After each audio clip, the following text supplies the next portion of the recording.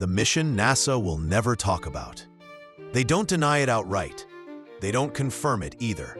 They simply don't talk about it.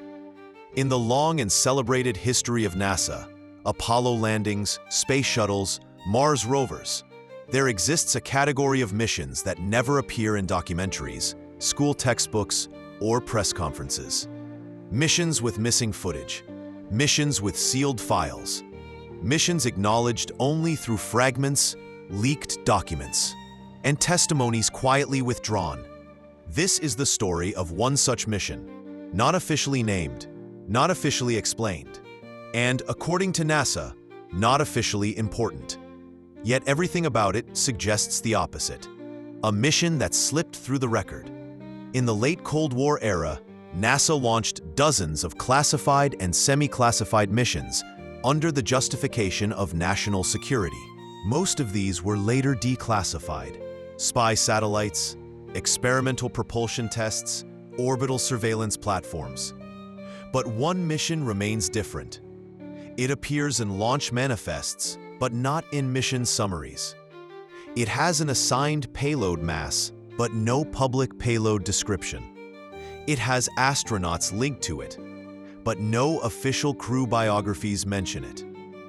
Internal NASA documentation refers to it only by a temporary mission designation, later removed from public archives. No press release, no televised launch, no post-mission celebration, just silence. Why would NASA stay silent? NASA is not a secret agency by nature. It thrives on public support, transparency, and global cooperation. So when NASA chooses silence, it raises a question.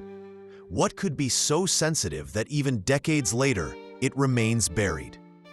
The official explanation, when pressed, has always been vague. Certain missions were conducted in coordination with other government agencies and remain classified.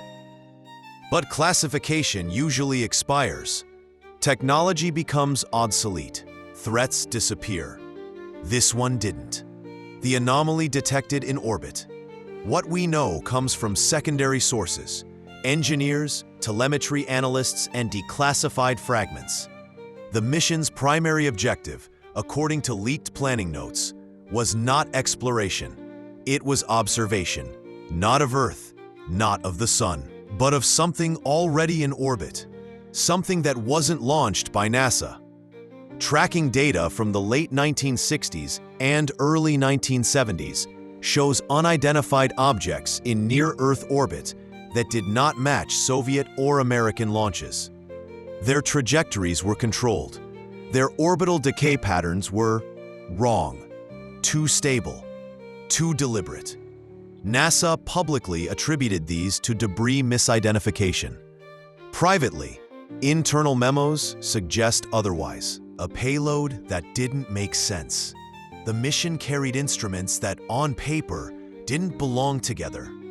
Deep space spectral scanners, high-resolution magnetic field sensors, radiation mapping equipment far beyond Earth orbit requirements.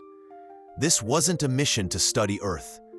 This was a mission to study something near Earth, and that something was already there.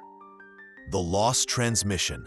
According to one retired NASA communications engineer, a brief transmission anomaly occurred during the mission's operational window.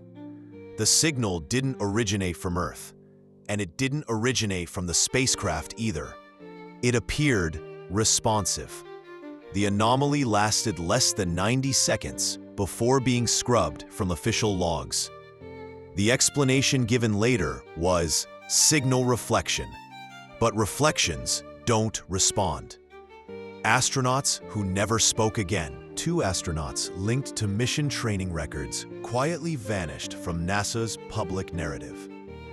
They weren't erased completely, but their careers took strange turns. One left NASA immediately after returning, never gave interviews, never wrote memoirs, never attended reunions. The other remained, but was reassigned to ground roles, never flying again. Both reportedly signed lifetime non-disclosure agreements, far more restrictive than standard NASA protocol. When asked years later about the mission, one simply said, "We saw something we weren't prepared to explain." And that was the last time he spoke publicly. The film that was never developed. NASA famously records everything. Yet this mission's onboard film reels were reportedly confiscated before processing. No public images, no archived frames, no accidental leaks. Official reasoning: radiation exposure. But NASA has processed damaged film before. Why not this time? International silence. Perhaps most telling is what didn't happen. No foreign government accused NASA of secrecy. No rival agency challenged the classification. No leaks from international tracking stations. It's as if an agreement was made, an unspoken understanding that some discoveries were not meant for public discourse. Not aliens, something more unsettling. The mission files don't reference extraterrestrials. They reference non-human origin, a carefully chosen phrase.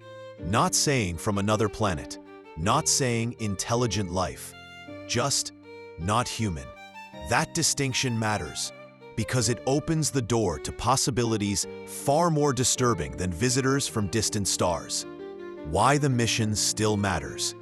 If the mission discovered something that challenges humanity's understanding of our position in space, our technological superiority, or our exclusivity as observers, then disclosure becomes dangerous, not because of panic, but because of power. Information reshapes civilizations, and some truths, once revealed, cannot be contained. NASA's silence is the loudest answer.